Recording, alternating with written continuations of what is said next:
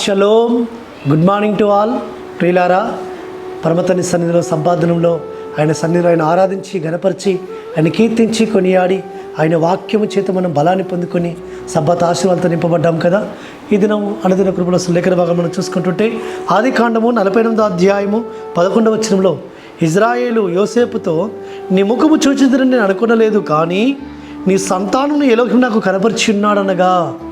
ప్రియులారా, యాకోబు ఇజ్రాయేలు తన కుమారుడైన యోసేపు నేను ఆయన ముఖం చూడని అనుకున్నాడు.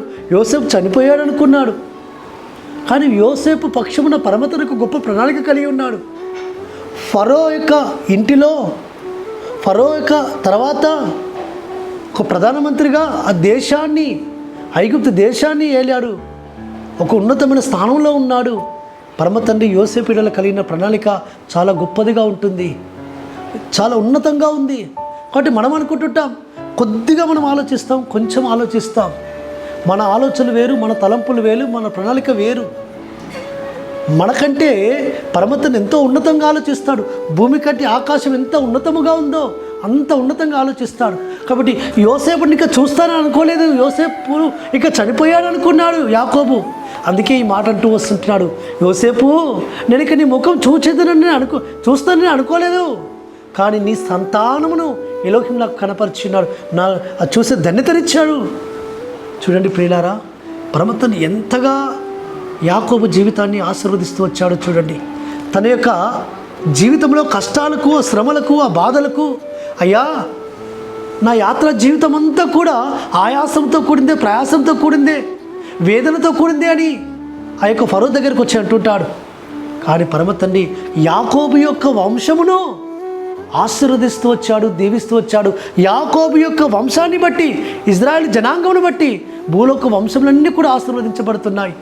ఎందుకు అంటే పరమతండ్రి మన పితరులతో ఆయన వాగ్దానం చేస్తూ వచ్చాడు. ఆ వాగ్దానమును ఆయన నెరవేరుస్తున్నాడు.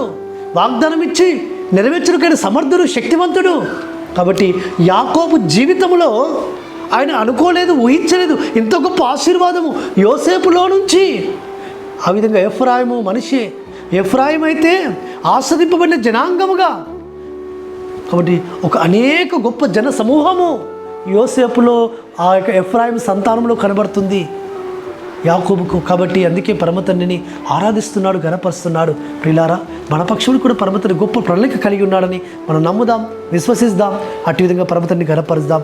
అట్టి కృపా పరమతండ్రి మనకు అనుగ్రహించునుగాక.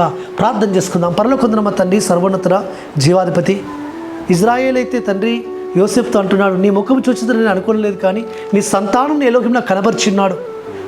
అవును తండ్రి, మా పక్షమున మీరు కలిగిన ప్రణాళిక కూడా ఎంతో గొప్పదిగా ఉంటుంది నాయన. దాని కొరకు మేము అయ్యా సహనంతో, ఓపికతో కనిపెట్టి నేను ఆరాధించి గణపరిచి నేను విశ్వాసం ఉంచి ఆ యొక్క తండ్రి మీ ఆశీర్వాదం మేము చూచుటకు సహాయం చేయమని ప్రార్థిస్తూ మారుషకుడు, విమోచకుడు, నజరేయుడైన యెహోషువ మెస్సియా అతి పరిశుద్ధమైన నామమున స్తుతించి ప్రార్థించి వేడుకుంటున్నాము తండ్రి, ఆమేన్. సర్వోన్నతుడు, సర్వాధికారిని యెహోషువ మెస్సియా కృపా కనికరము నిరంతరం తోడుగా ఉండి ఆయనే మనల్ని బలపరచునుగాక. ఆమేన్.